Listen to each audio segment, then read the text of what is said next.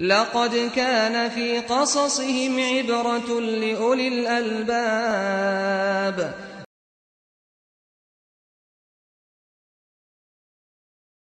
محترم بھائیو، السلام علیکم ورحمۃ اللہ وبرکاتہ۔ ہر دن ہم قرآنی قصوں میں سے ایک قصہ سنتے ہیں اور حضرت سلیمان علیہ السلام کا قصہ چل رہا ہے۔ اس ضمن میں ہم آج ہدہد اور ملکہ سبا کا قصہ جانیں گے۔ حضرت سلیمان علیہ السلام کے بارے میں ہم جان چکے ہیں کہ وہ انسانوں جنات کے ساتھ ساتھ پرندوں پر بھی، یہاں تک کہ ہواؤں پر بھی حکومت کرتے تھے۔ تو ایک دن حضرت سلیمان علیہ السلام نے پرندوں کی خبر لی تو ایک پرندہ جس کا نام ہدہد تھا اس کو غائب پایا۔ حضرت سلیمان علیہ السلام نے جب اس کو غائب پایا تو سختی کے ساتھ کہا کہ آخر وہ بغیر اجازت کے کہاں چلا گیا؟ جب وہ آئے گا تو اس کو سخت سزا دوں گا یا پھر اس کو میں ذبح ہی کر دوں گا، الا یہ کہ وہ ٹھوس دلیل پیش کرے۔ اسی بیچ ہدہد پرندہ آیا اور کہنے لگا کہ میں ایسی خبر لے کر آیا ہوں جو خبر آپ کے پاس نہیں ہے۔ میں یمن سے آ رہا ہوں، وہاں پر میں نے سبا کی رانی کو دیکھا ہے۔ سبا کی قوم ہے جس کی حکومت ایک عورت کے ہاتھ میں ہے۔ وجدتها وقومها يسجدون للشمس من دون الله وزين لهم الشيطان اعمالهم فصدهم عن السبيل فهم لا يهتدون۔ میں نے دیکھا ہے کہ وہ عورت اپنی قوم کے ساتھ سورج نمسکار کرتی ہے، سورج کی پوجا کرتی ہے۔ شیطان نے ان کے ان اعمال کو خوشنما بنا دیا ہے، بہتر بنا دیا ہے اور ان کو سیدھے راستے سے روک دیا ہے، جس کی وجہ سے وہ سیدھا راستہ نہیں پا رہے ہیں۔ ذرا ٹھہریے اور غور کیجئے کہ ہدہد ایک پرندہ ہے، وہ ایک قوم کے پاس پہنچتا ہے جو سورج کی پوجا کرتے ہیں، اس کو پرندہ ہونے کے باوجود برداشت نہیں ہوتا ہے اور حضرت سلیمان علیہ السلام کے پاس شرک کی رپورٹ پیش کر رہا ہے۔ اس کا رواں رواں کانپ رہا ہے کہ کیسے انسان اللہ کے علاوہ کسی اور کے سامنے سجدہ کرے گا۔ چنانچہ ہدہد کی گفتگو سن کر حضرت سلیمان علیہ السلام کہتے ہیں کہ تمہاری سچائی کو جانچنے کے لیے ہم ایک خط دیتے ہیں تجھے، یہ خط لے کر کے جاؤ اور ملکہ سبا کو پہنچاؤ۔ اس خط کی شروعات بسم اللہ الرحمن الرحیم سے کی تھی اور لکھا تھا اللہ تعلوا علی واتونی مسلمین، کہ میرے سامنے سرکشی نہ کرو اور میری تابعداری میں آ کر کے میرے پاس آ جاؤ۔ یہ خط دیتے ہوئے حضرت سلیمان علیہ السلام نے ہدہد ایک پرندے سے کہا تھا کہ تم جاؤ، خط ملکہ سبا کو پہنچانا اور پھر دور ہٹ کر کے رد عمل دیکھنا، ریئیکشن دیکھنا کہ کیا ریئیکشن ہوتا ہے اس خط کا۔ چنانچہ جب یہ خط پہنچا ملکہ سبا کے پاس تو ملکہ سبا نے خط کو پڑھتے ہی اس کے میسیج کو سمجھ لیا، اپنے درباریوں کو بلایا اور ان سے کہا کہ دیکھو میرے درباریوں، میرے پاس ایک بادشاہ کا خط آیا ہے اور سخت خط ہے، بتاؤ ہم کیا کریں۔ درباریوں نے کہا کہ دیکھیں، آپ جو فیصلہ لینا چاہیں وہ فیصلہ لیں، ہم طاقتور اور جنگجو لوگ ہیں، آپ کے فیصلہ کو سر آنکھوں پر رکھیں گے اور مقابلہ کے لیے تیار ہیں۔ لیکن ملکہ سبا بہت ہی دراندیش عورت تھی، اس نے سمجھ لیا تھا کہ یہ خط کسی معمولی انسان کا نہیں ہے۔ چنانچہ اس نے کہا ان الملوک اذا دخلوا قریۃ افسدوها وجعلوا عزت اہلها اذلہ، کہ بادشاہ جب کسی بستی میں داخل ہوتے ہیں تو اسے خراب کر دیتے ہیں اور اس کے عزت دار لوگوں کو ذلیل کر کے رکھتے ہیں، اور ایسا ہی کیا کرتے ہیں بادشاہ۔ میں ایسا کرتی ہوں کہ ان کے پاس ایک ہدیہ بھیجتی ہوں اور اپنے ایلچی کے ذریعہ ہدیہ بھیج کر کے دیکھنا چاہتی ہوں کہ اس کا ریئیکشن کیا ہوتا ہے۔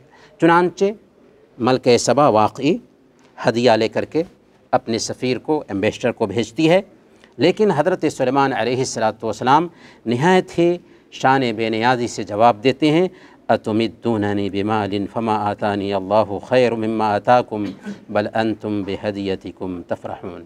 क्या तुम माल के ज़रिया मुझे रिझाना चाहती हो? अल्लाह ताला ने हमें जो दिया है वो बहुत ज़्यादा बेहतर है उन चीज़ों से जो तुम्हें दिया है। तुम्हें तुम्हारा हदिया मुबारक हो, और जाओ ए एम्बेसडर अपनी मलिका से कह दो कि हम ताकतवर फ़ौज के ज़रिया हमला करने वाले हैं, और ऐसा हमला होगा कि तुम्हारे मुल्क का मिलियामेट हो जाएगा, तहस नहस कर देंगे और तुम्हें दलील करके उस मुल्क से निकाल देंगे। जब ये पैगाम पहुँचा मलके सबा तक तो हज़रत सुलेमान अलैहिस्सलातु वस्सलाम की ताकत का अंदाज़ा लगा लेती है, और उसके बाद अपने वज़ीरों के साथ बात करने के बाद इताअत कबूल कर लेती है, तैयार हो जाती है मलके सबा हज़रत सुलेमान अलैहिस्सलातु वस्सलाम के पास आने के लिए। जब हज़रत सुलेमान अलैहिस्सलातु वस्सलाम को ख़बर मिलती है तो मलके सबा के इस्तक़बाल के लिए दो तैयारी करते हैं। पहली तैयारी ये थी कि हज़रत सुलेमान अलैहिस्सलातु वस्सलाम ने अपने दरबारियों से कहा, या अय्युहल मलअ अय्युकुम यअतीनी बिअर्शिहा क़ब्ल अन यअतूनी मुस्लिमीन, कि ऐ मेरे दरबारियों, कौन है जो मलके सबा का अर्श मेरे सामने पहुँचा दे, क्योंकि उसका अर्श बहुत मशहूर था। तो उसमें से एक के देव हैकल जिन ने कहा कि आपके इस मजलिस से उठने से पहले मैं वो अर्श आप तक पहुंचा दूंगा। दूसरे ने कहा कि आपके पलक झिपकते ही वो अर्श आपके सामने रहेगा। चुनांचे आँख झिपकी कि अपने सामने में हज़रत सुलेमान अलैहिस्सलातु वस्सलाम ने उस अर्श को पाया। ये देखते ही शुक्र के जज्बात उमड़ आए, और हज़रत सुलेमान अलैहिस्सलाम ने कहा, हादा मिन फ़ज़्ल रब्बी लियब्लुवनी अशकुर अम अकफुर, ये मेरे रब का फ़ज़ल है ताकि वो मुझे आज़माए कि मैं शुक्र अदा करता हूँ या नाशुक्री करता हूँ। जब हज़रत सुलेमान अलैहिस्सलातु वस्सलाम के दरबार में मलके सबा पहुँची तो उसके अर्श को कुछ हल्का सा उल्टा सीधा कर दिया था ताकि देखे कि मलके सबा अपने अर्श को पहचान पाती है या नहीं पहचान पाती है। जब पहुँची तो हज़रत सुलेमान अलैहिस्सलातु वस्सलाम ने कहा कि ये तेरा अर्श है? उसने कहा कि लगता है कि यही है, लगता है कि यही है। तो ये एक इंतज़ाम था। दूसरा इंतज़ाम हज़रत सुलेमान अलैहिस्सलातु वस्सलाम ने ये किया था कि मलके सबा के आने से पहले उसके शायान शान एक महल तामीर कराया।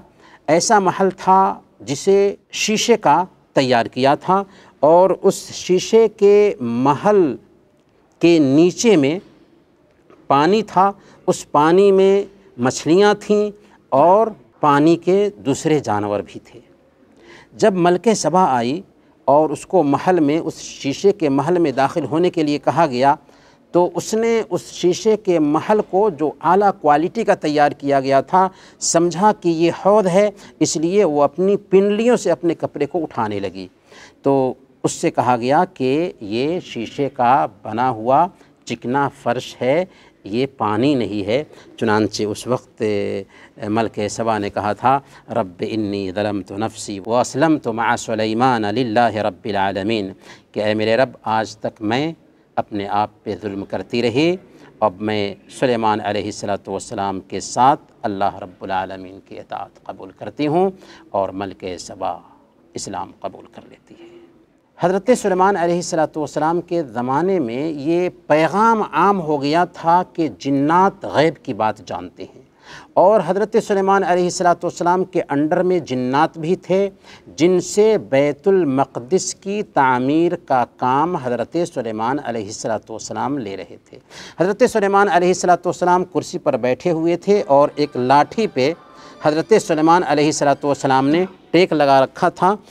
जिन्नात सारे के सारे बैतुल मक़दिस की तामीर में लगे हुए थे, और वो ये समझ रहे थे कि हज़रत सुलेमान अलैहिस्सलातु वस्सलाम इबादत में लगे हुए हैं और हमारी निगरानी कर रहे हैं। इसी बीच मौत का फ़रिश्ता आता है और उनकी मौत हो जाती है। जिस लाठी पर हज़रत सुलेमान अलैहिस्सलातु वस्सलाम ने टेक लगाया हुआ था, एक अरसा गुजरने के बाद अल्लाह ताला ने उस लाठी पर एक दीमक को मुसल्लत किया, और उस दीमक ने जब उस लाठी को खोखला किया तब लाठी टूटी, और इस तरीक़े से हज़रत सुलेमान अलैहिस्सलातु वस्सलाम जब गिरते हैं तब جنہوں کو پتہ ہو پاتا ہے کہ حضرت سلیمان علیہ السلام ایک زمانہ پہلے وفات پا چکے ہیں۔ یہ جو قصہ عمل میں آیا تھا، اس کے ذریعہ میسیج دینا مقصود تھا کہ جنات غیب نہیں جانتے ہیں، اگر غیب جانتے ہوتے تو ان کو پتہ چل جاتا کہ حضرت سلیمان علیہ السلام وفات پا چکے ہیں۔ اسی لیے اللہ تعالیٰ نے جنوں کا قول نقل کیا، فلما خر تبینت الجن ان لو كانوا يعلمون الغیب ما لبثوا فی العذاب المہین، چنانچہ جب وہ گرے تو جنات کو معلوم ہوا کہ اگر وہ غیب جانتے ہوتے تو اس ذلت والی تکلیف میں مبتلا نہ ہوتے، ان کو پتہ چل جاتا کہ حضرت سلیمان علیہ السلام وفات پا چکے ہیں اور اس کام میں ہم نہیں لگے رہتے، کیونکہ ذمہ داری جاتی رہی۔ برکیف حضرت سلیمان علیہ السلام کے اس قصہ سے کئی ایک اسباق ملتے ہیں جن پہ غور کرنا چاہیے۔ پہلا سبق یہ ہے کہ کامیاب قائد اور حاکم کی پہچان یہ ہوتی ہے کہ اس کے انڈر میں جو لوگ کام کرنے والے ہوں یا اس کے انڈر میں جو لوگ ہوں، ان کی صلاحیتوں کو وہ پہچانتا ہو اور اس کو اپنے ماتحت میں رکھتا ہو اور ان کی صلاحیت کے حساب سے ان سے کام لیتا ہو۔ آپ دیکھیں کہ ایک ہدہد پرندہ ہے، اس کی بھی کھوج کرتے ہیں اور اس کو بھی اس کی صلاحیت کے حساب سے اس سے کام لیتے ہیں۔ دوسرے نمبر پر حضرت سلیمان علیہ السلام کے کردار سے ہمیں یہ سبق ملتا ہے کہ ایک انسان کو اپنے اصول سے سمجھوتا نہیں کرنا چاہیے۔ حضرت سلیمان علیہ السلام کو ہدیہ پیش کیا جاتا ہے، لیکن حضرت سلیمان علیہ السلام جس ایمان کے داعی تھے، جس پیغام کو پہنچانے والے تھے، اپنے اصول سے سمجھوتا نہیں کرتے ہیں اور سختی کے ساتھ جواب دیتے ہیں۔ چنانچہ مدعو آپ کے سامنے جھک کر کے آتا ہے اور اسلام بھی قبول کرتا ہے۔ تیسرے نمبر پر حضرت سلیمان علیہ السلام کی زندگی سے ہمیں سبق ملتا ہے کہ اگر ہمیں اللہ تعالیٰ کی نعمت ملتی ہے تو نعمت کو پانے کے بعد رب کا شکر گزار بننا چاہیے۔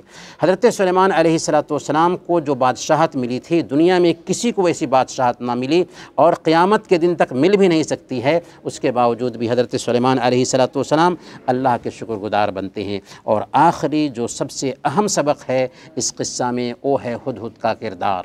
ایک پرندہ ہے لیکن ایک قوم کو سورج نمسکار کرتے ہوئے دیکھتا ہے، سورج کی پوجا کرتے ہوئے دیکھتا ہے تو اس کی غیرت برداشت نہیں ہوتی ہے، اس کا رواں رواں کانپ جاتا ہے شرک دیکھ کر کے، اور حضرت سلیمان علیہ السلام کو رپورٹ پیش کرتا ہے، خط لے کر کے جاتا ہے مدعو کے پاس، یہاں تک کہ اس کی محنت سے ایک قوم اسلام قبول کرتی ہے۔ لیکن آج ہم مسلمان ہیں، ہمارے وجود کا مقصد توحید کی دعوت ہے۔ کنتم خیر امت اخرجت للناس، تم بہترین امت ہو۔